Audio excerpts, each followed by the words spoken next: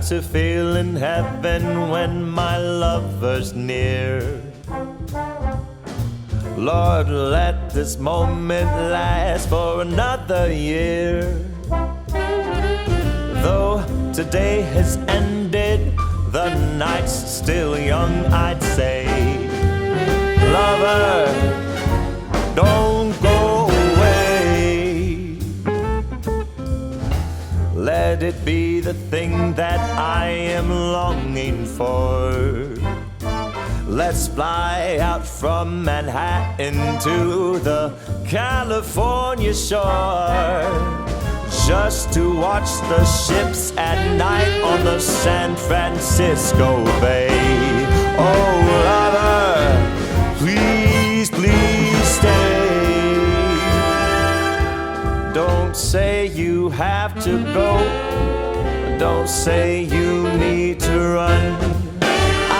Stop the clock on Central Station and we can have a drink downtown. Let it be the night that I am longing for. Let's fly down south to Austin or to Ecuador, just to drink pina colada on a hot, wet summer's day. Oh, lover, please, please stay. Yeah!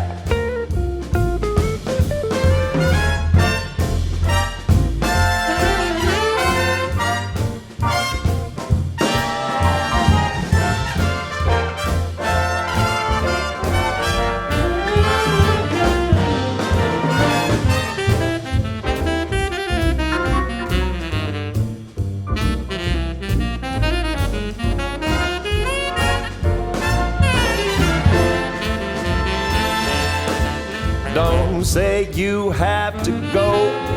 Don't say you need to run. I'll stop the clock on Central Station and we can have a drink downtown. Let it be the night that I've been longing for. Let's fly down south to Austin or to Ecuador, just to drink pina colada on a hot, wet summer's day. Oh, lover, oh, lover, oh, lover, please, please stay.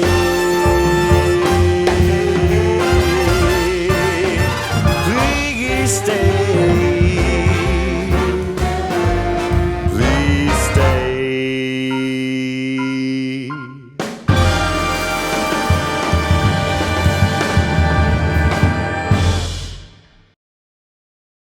Hello guys, welcome to the Delegate Wranglers live show again. Very pleased to be here again. I'm chuffed to have two of my good friends, people I know really well on the show, following on from their announcement today about the postponement of the meeting show to October. So pleased to announce that we've got Ross Barker. Hi, say hello, Ross. You're welcome. How are you?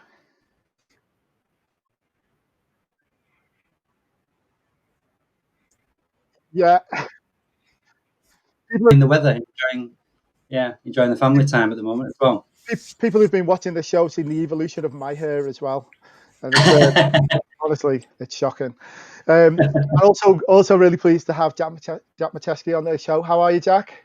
Yeah, I'm good. I echoed Ross's comments about a haircut. About 2 clicks away from getting some clippers, so I'm glad this happened now and not in a few days.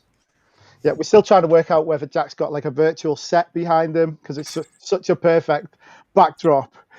I've got real jealousy. You see me with the cupboard. Me too. Yeah, me too. Yeah, me too, actually. So what I thought we'd do is, it's just you lucky guys have just got me today.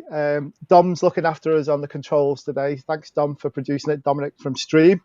What we thought we'd do is have a quick chat and hear some information from the guys about the news about the big news about the show today. We'll take some questions from the guys who are watching and things like that as well. So before we go ahead, I'll just say a quick hello to some of the people. A quick shout out, Tia. Hi, Tia. Nikki. Hi, Nikki. How are you? Kay, Leonard, Felicity, Samuel, Lois. Hi guys, hope you're all okay. Send your questions in to us. Either post them on the chat group, or send them into Diane by DM or to me by DM, and we'll try and ask Jack and Ross as many questions as we can. So guys, the big news. Do you want to tell us a bit about it, Ross? Do you want to give us the lowdown? Yeah. So as you could imagine, like all people in the meetings and events industry at the moment, scenario planning. Usually, you have a plan A, plan B, worst case, sometimes plan C. But I think we're further into alphabet than ever before. So let's be honest. Firstly, we haven't taken this decision lightly at all. We were discussing this morning, actually, before getting on with you guys. Probably been a lot easier for all of our lives. We've just cancelled it and concentrated on 2021. But there's with regards to the whole industry as a whole, outside of any events organisers now, that September through to December period is when, let's say, many are looking at some level of recovery. So we've worked very hard over the past few weeks with the stakeholders, our exhibitors, our advisory board, the host venue, gauging their views and getting their support and getting their guidance as well, so that we could facilitate a show in the autumn and deliver the right show at the right time. That being said, who knows, with things changing so much, and recover with the rest of the sector. I think it's also difficult, choosing the date as well, because there's so many other people rescheduling things as well, and the existing calendar. So, Jack, what kind of made you choose these dates that we've got now? And do you want to tell us about the dates as well? Yeah. So obviously, as per the announcement, we're looking at we're moving to the 19th and 20th of October. I wish it was as easy as just opening a calendar and choosing a few new dates. But in reality, I think we all know it's not like that. Olympia have been brilliant. We've been in discussions with them. Obviously, the juggling that venues are having to do at the moment to accommodate moving shows and even being utilised as for different reasons, such as, Olympia at the moment, the National Hall is being used as a food bank, XL, Nightingale, all of these kind of things. So it's really a lot of toing and froing, and trying to give enough time for some green shoots of recovery to come back and to feel confident that we can start to look at delivering something that's safe and that people can be confident in. Yeah, absolutely. I mean, I think it's been really tough. I mean, did you even consider like moving venues or anything? I guess you always wanted to stay at Olympia. Yes, but I think we considered everything at one point over the last few weeks. as and when new information came out, we had a plan which we thought we were going to be going with, and then something changed there, and it was all back on Zoom, all back discussing, having the same questions, all of that. So I think, like everyone is at the moment, it's trying to think of as many scenarios as possible and just trying to put some plans together for each one. I think it was important for us to get the date out and to get a bit of a starting point for what we're looking to do. I mean, we've had a lot of questions from exhibitors about June, and I think it was becoming obvious that it was unlikely that we were going to be able to continue on the June date. So it's more about just giving exhibitors, people enough time to plan for that, and then to kind of be on this journey with us as well. So as developments happen, we can kind of communicate that to people, and hopefully people can also learn from what we're doing as well, because we know that in the industry, clients asking the same questions. They're asking these venues what they're doing, how they're kind of combating the certain regulations that are going to be being put in. And we want to try and share what we're doing and how we're tackling these issues, so that it kind of educates other people and maybe gives them a bit of an idea on how they can do it themselves. Yeah, absolutely. Just moving on from that, I mean, there's a couple of questions here along the same lines, but Ross, I was going to ask you, has there any guidance been given from the government about, the actual social distancing, what people can and can't do? What are you putting in place? I mean, a question from Jane Kelly on the group, have you got any guidance about what's going to be permitted at that time? I know it's an evolving beast, but what are your plans initially? Yeah, well, let's be honest. We, as this develops, everybody has got to be agile, and we've got to be quite fluid as we progress over the coming weeks. It was only a few weeks ago that events in April were being postponed to June, so hence why now we've reached this point and now looking forward to October. But in terms of what we've done so far and what we will continue to do very closely, we will look at the government developments, their guidelines, the guidance from Public Health England. We're very fortunate on our advisory board to have members of our host city, Convention Bureau London and partners, Visit Britain. So in terms of knowledge or information, whether it be from the TIA group or DCMS, we're in a strong position, to be, if not the first, or a little bit ahead of the curve, in terms of our planning for October. And we'll follow the guidelines, for that time. Because our aim, as always, is to deliver the right and also, especially at this point, a safe environment for people to attend. I mean, have you got it down to such detail yet, Ross, of like how the flow of people will come? What, will they have to flow around a certain way around the hall and things like that? Yeah, so jokingly, just a bit earlier, mentioning about the scenario planning. So, like Jack mentioned, to pick the show up and move it to October would be fantastic, but let's face it, that's not going to happen. So we, are considering the flow in terms of the stand, the full square meterage that we have.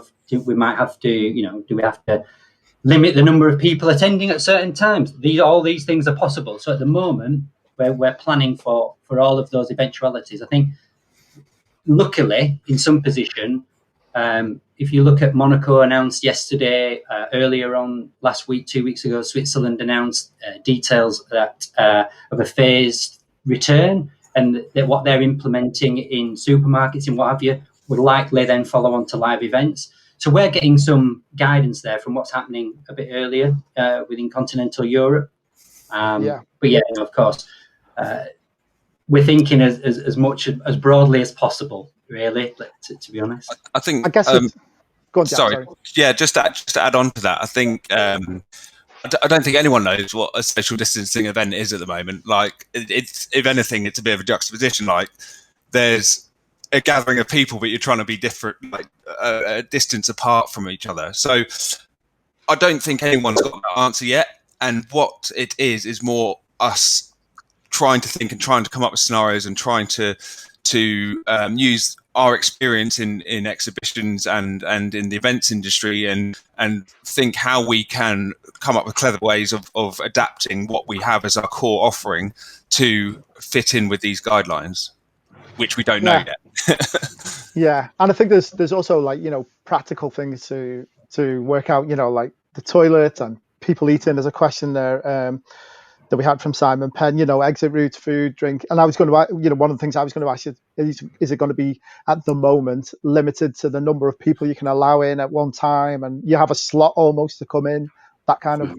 I think a lot of that also is going to come out in the coming weeks when there's a bit more guidance from above. I think the venues in particular are looking for that kind of guidance and are ready to adapt and to advise. It's just until we have that top limit of what it's going to be, they can't start to plan definitively towards it. So obviously, I think there's going to have to be certain parameters around like eating halls, eateries, and the toilets and that kind of thing. But we're not 100% sure what those are. But what we do know is that once they come upon once those kind of parameters are set, then venues organisers are going to be adhering to them. So I think it's more of a preparation to do it and to start to try and preempt what it's going to be as well. Sure. I'll just dip into a couple of the questions that are on the group, and a quick shout out to a few people: Elaine, Mark, Sandra, Kate. One question from Katie is: does the option exist to roll over attendance to 2021 for exhibitors if the dates aren't viable, things like that? I know it's probably a question that you can't really answer at the moment. You're looking at everything, but I guess you've got to consider these type of things, haven't you, for exhibitors? I'm just trying to speak what's probably on a lot of exhibitors' minds. Yeah, we of course got to think October now might be not viable, for some people. They may have prior commitments, but those prior commitments now may be cancelling. There's so many variables, not just for our events, but if you think of all of the events, all of the forums, the challenges and what have you that take place, they're all moving to that period of the year. So, we're going to have some clear guidance on that. We're going to share that with all exhibitors over the next few days, actually. And then we'll work with them and the partners to make sure that they get the best out of the show this year, or albeit next. Yeah, and a question from Joe. Hi, Joe. By the way, is the venue space large enough to take into account the distancing? Like, are you thinking that you're going to have to configure the stands 2 meters apart or what have you? So, pleased to confirm the actual gross square meterage that we have. For example, if they brought in a 3 meter or a 4 meter, let's say, distance in place, we actually can deliver that. Of course, we would have to alter the show in terms of how exhibitors, how they would deliver their standing, what have you.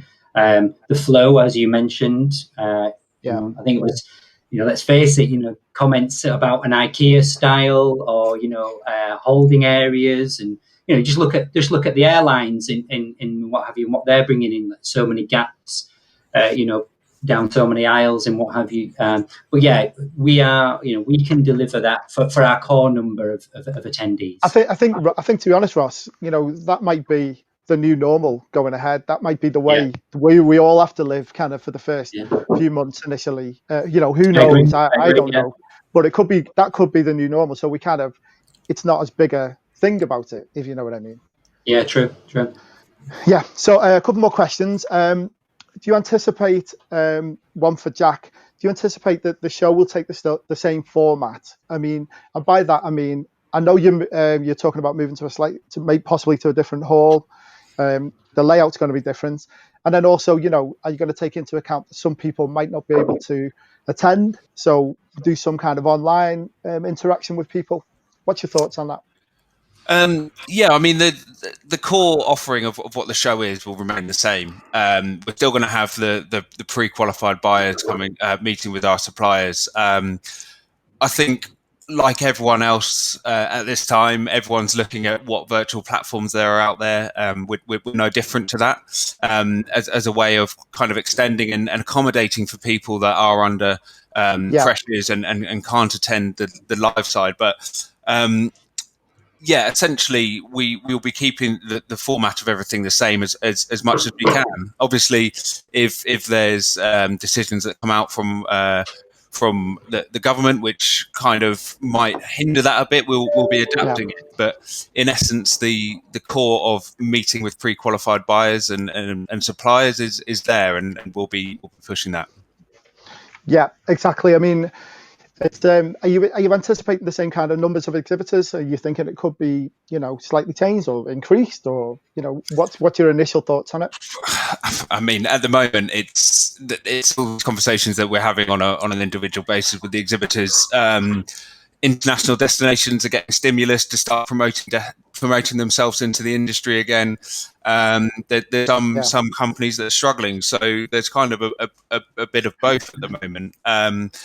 And ultimately, we want to really be there as a platform for people to have as much business continuity as possible. I mean, we'll work in events. We know these events don't happen overnight. There's sometimes years of planning for a big association event, and because of this, we we don't want to be on the back foot when the industry comes back to what is normal again. So we're very conscious that we need to be there and to provide a platform for people to still plan and meet and do something with Totally a bit agree. of normality, so that when we come to that time, we're not just sat there and being like, oh, okay, I need to start thinking about this event I've got to plan for a couple of thousand Yeah. people. So I totally agree with you. I think as well, people need to remember that, we're not talking about this event happening next week. We're talking about it's 5 or 6 months. So things will have changed by then. How much they will have changed, nobody knows. But I think we do have to start to be looking to get back to some kind of normality, whatever that normality is. So I kind of agree with you as well.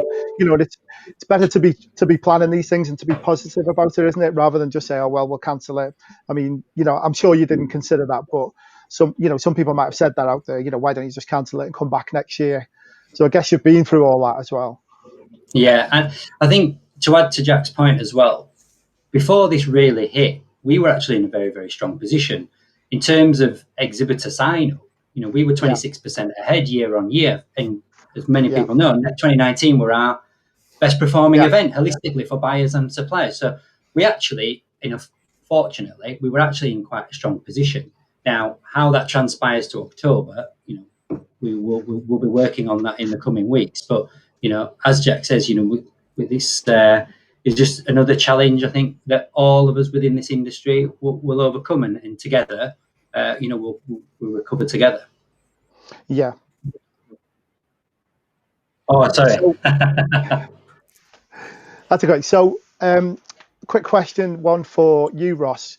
Did you look at doing the whole show as a virtual thing or part virtual? Have you gone through that thought process, I guess, as well?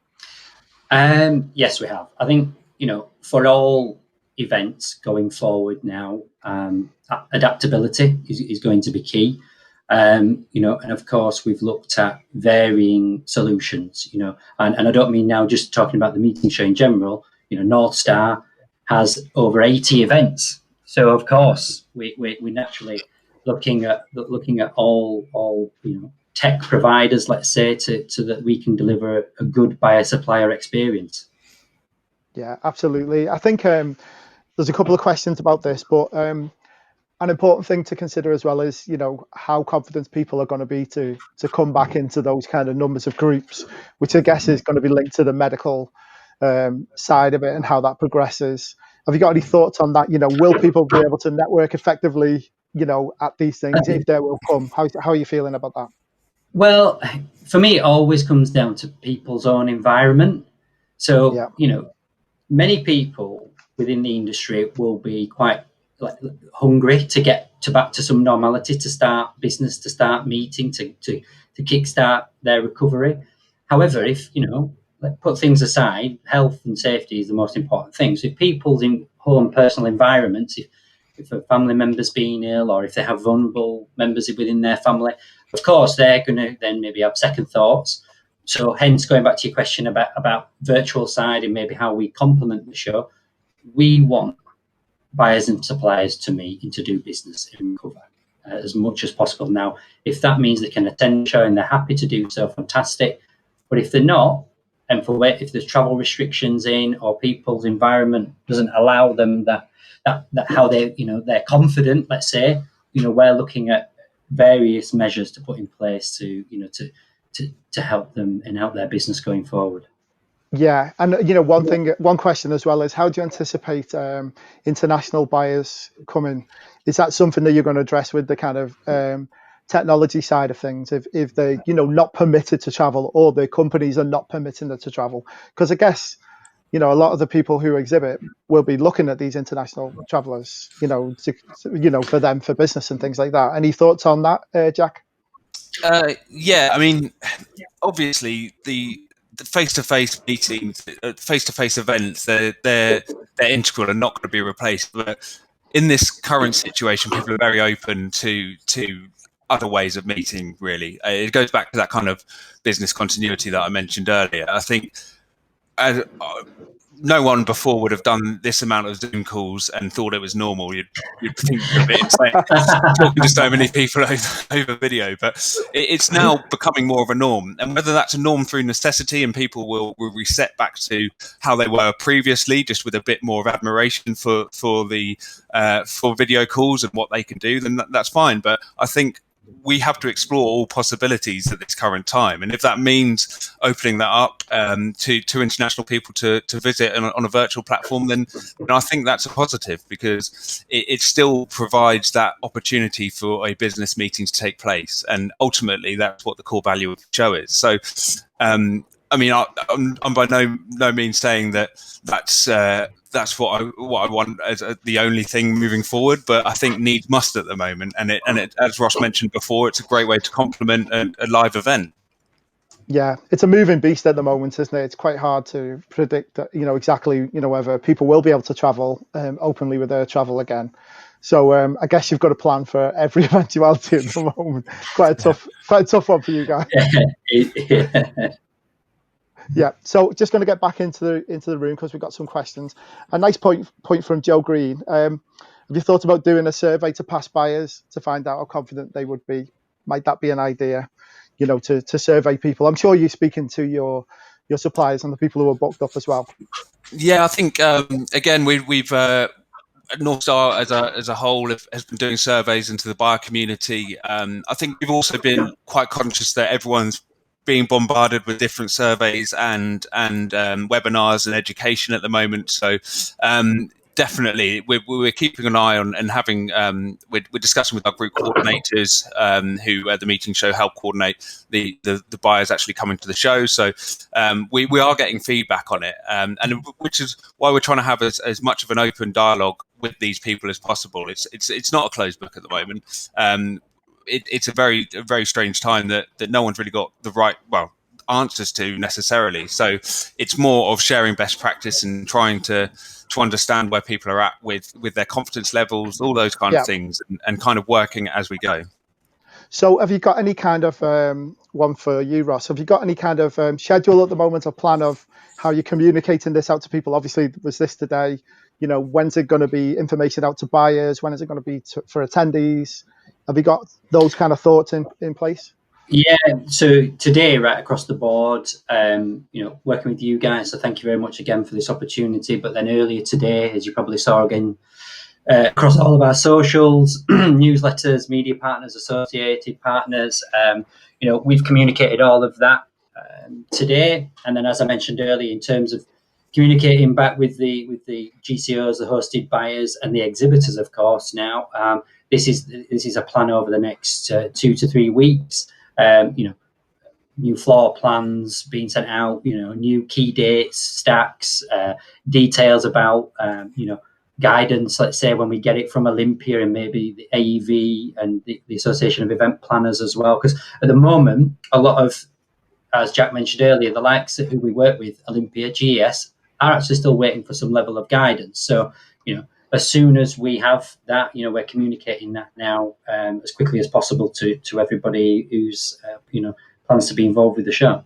Do you want to give us a bit of background as well on the kind of guidance that you've been getting, Ross? I know we were talking just before we came on air about the kind of people that you're talking to and the level that they're at to get the guidance on this. It's not just a decision made by a couple of people at the meeting show. No, not at all. I think if in total we've had probably about maybe between 10 and 15 working groups. Let's say that's from senior leaders, from the US team, incorporating the UK and the Asian teams as well. As I mentioned earlier, we're very fortunate to have representation on our advisory board from London and partners at Host City and Visit Britain, which have direct, access into the tier group and to DCMS. So this is, any ideas, let's say, we've had or thought process, it's been sense checked to the point we've probably sense checked it that much we've convinced ourselves of something different. But that's I think that's where everybody's at the moment. So yeah, as I say, I think we're in a fortunate position. We work very, very closely with LNP, and as Jack mentioned earlier, we'll be following all of the government guidelines in the ways to deliver the show as best as possible. Absolutely. So just want to get back into the chat room. Just say a quick hello to a few people. We've got Craig watching, Mandy, Lois, Glenn. Hi, Andy Woods, Simon. Loads of people still watching. Hello, guys. Thanks for tuning in. So one question that was on my lips and when I spoke to you guys the other day was, what about next year? What are the plans for next year? Because obviously this is October. Then you've got 2021. Are the plans to go ahead back with that, all being well, back in June, or are you moving to October? What's the situation? No, the plan is for the same week is in June as normal. That's the plan at the moment. There's no need to change that, and the guidance, the advice that we've been given and what have you, and working with the advisory group as well.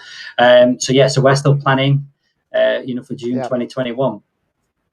Yeah, which then will probably throw up more complications. There's the Euros and what have you as well. So you're gonna have a busy old time there, aren't you? In the next few, plenty of jobs going at the meet and show staff, sales team, I think. So one suggestion there from Mandy. By the way, guys, keep your questions coming in. We're trying to get through them, as many of them as we can. One question from Mandy. Would you see shows being possibly extended over a few more days to allow more people to come because of the social distancing?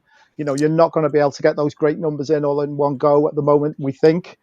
Is that maybe a consideration? I know you've booked it just for 2 days this year. So I think, that by all means, I think those are going to be things that are considered. Even looking up on the build days of exhibitions, I don't know, most people have been on floor at those times, and you've got hundreds of contractors all in close proximity, all building up stands. So even the logistics of getting these exhibitions built with social distancing is a question in itself, and how that works. So I definitely think timings are going to have to be extended to allow that, and also just being a bit more selective of who's actually allowed to come along and visit, and when they're allowed to visit. So you have different time slots for things. You almost take away a bit of the exhibition freedom, which we all know and love. But as I keep saying, it needs must at the moment. And if that means being a bit more in control of it, then that means that. Might need about a 5-week build time. Get all the contractors in. Still pop-up stands. It's it'll be nice and easy. Yeah, a good point from Sandra. Hi, Sandra. It might be it's difficult. One thing for you guys to consider as well, or to just take into account, is it's difficult for venues to start planning because a lot of people are furloughed at the moment. So they're only going to be able to jump in halfway down the line. I think everyone's doing more work with less people at the moment. So it's. I completely understand, and it's just waiting for a bit of guidance from very top level that we can all start working together. Because I think a lot of people's time and effort at the moment has been put into changing dates, moving things around, juggling busy schedules, and trying to kind of get heads above water again. And I think doing all of that whilst having people furloughed and having short staff, it's been a crazy time. So hopefully in the next few weeks, in the next couple of months, things will start to kind of even out a bit more, and we'll be starting to kind of plan a bit more effectively with the venues and with everyone. Yeah, and I think that the tough thing to consider is, all the exhibitors will take their stands undoubtedly and things like that, but we need to make sure that we've got the confidence of the visitors to come. And, I know that's an evolving beast, but that's going to be T has asked a question on the chat that, what's the situation if the numbers are really lower, for attendees? It's a real difficult question. I'm not expecting you to answer it, but I think it's probably going to be one of the considerations for people. Neil, and, what measures we've put in place. So every 2 weeks to gauge, let's say buyer sentiment and how confidence and what have you, as I mentioned earlier. North Star, we're doing a bi-weekly survey to gauge all of that. It's not just about business recovery from the supplier side, but it's also in terms of the buyer side of that. Now, we've already started that. We've already had 2 rounds. So that's formed a bit of our decision for October already, because some of that, the feedback that we've already gleaned from. we're doing that now until the end of the year. So, we again will be, let's say, as trying to be as ahead of the curve as possible. So far, I must admit, I'm quite taken aback in terms of the amount of people that have emailed us this morning, positive comments, that have said, great, it looks a good time to get, great to get a kind of flag in the sand towards, getting back to some level of recovery. I agree. People, and all of our stakeholders over the last 2 or 3 weeks in the advisory board have been really supportive. So, and that includes buyers. Half of our advisory board is set up by the buyer communities as well. Totally agree. I mean, one of the things that I've noticed is the general vibe that we've got from speaking to people, or people contacting us, or the comments that have been made, is that people will be ready to go. I mean, as long as we, as long as the social distancing or whatever the guidelines are in place, I think people will be. And we'll do a little snap poll on the group. How do people feel about attending? If the right things are in place, the distancing, is that something that that troubles you, or would you be raring to go? I mean, I know for one, I'd be raring to go. I think people want to get out there and see people, and everybody should have been working on developing all the products and all the marketing strategies and everything. So there should be so much good stuff out there. I know I, for one, would be raring to go to it. Yeah, I think, Neil, as well, a lot will be raring to go, but like we mentioned earlier, there will be people, generally depending on what their environment is in terms of how they feel. But I think the lion's share, I feel pretty confident on the UK's meetings and events industry would want to get back and get cracking. The whole ecosystem, if you just look at the 2 days of the show from, freelancers are in a really tough time at the moment. The amount just that our show uses, and I mean that holistically across all of the exhibitors and suppliers and what have you as well. People at some point need to get their businesses going again. Otherwise, the economic outcome, is even far worse for many of them. For me as well, I think that might be the new normal by then anyway, that we're standing this far apart, or we're wearing gloves or masks or not, or whatever. That just might be the normal. So I think we'll all be a bit attuned to it. We are talking 5 or 6 months away. Yeah, and I think there'll be more guidance and more testing by that point. I mean, we don't know what that's going to look like, but I'm sure venues will be saying that if there is some kind of testing system to grant access to venues, then I'm sure they'll be in place and we'll work with them. I mean, as you say, 6 months is a long way away, and it's even further away in this current climate. And as much as we'd love to have a crystal ball and kind of know what that's going to look like, we don't. So it's more just being prepared to make these adaptations and kind of have that room ready to make them and kind of integrate them quickly into the show. Yeah, Neil, you made a really good point, Neil, in terms of like business etiquette will just adapt.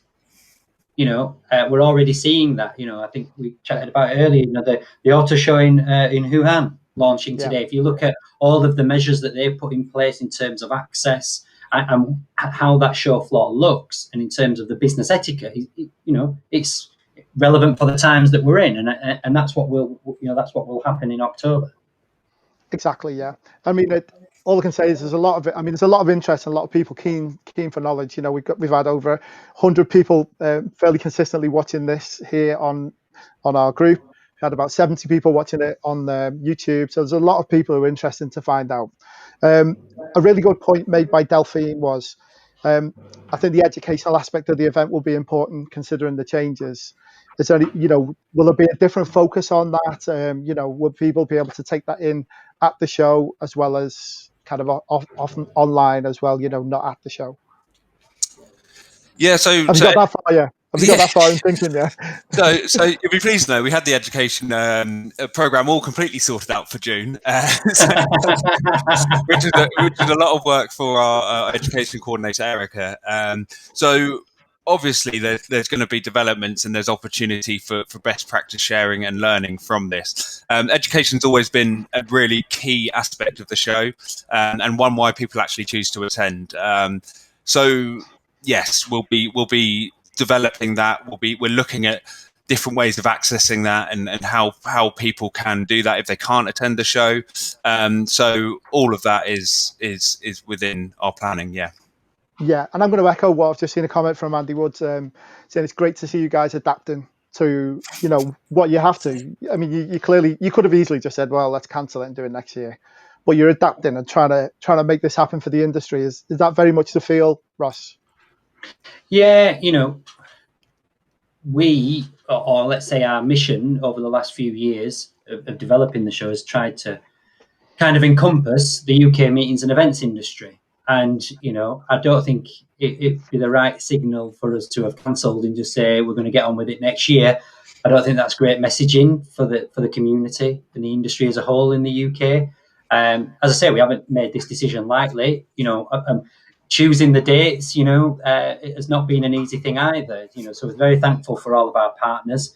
But we wanted to, come out with our fists fighting a little bit, if you know what I mean. Yeah, sure. So what we'll do is obviously people might have a lot of questions outside of this or not be wanting to ask it in a public forum.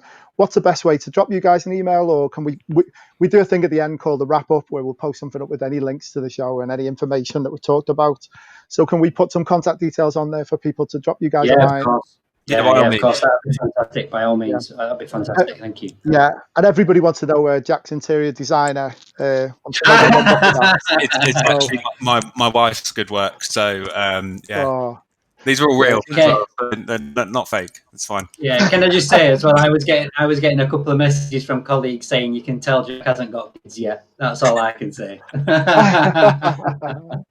So just before we wrap it up, is there anything else you guys want to say? Any message to the people who are watching, the exhibitors and the potential attendees as well? Just that. Oh, sorry. You go first, Ross. No, you go. All right. Well, just that.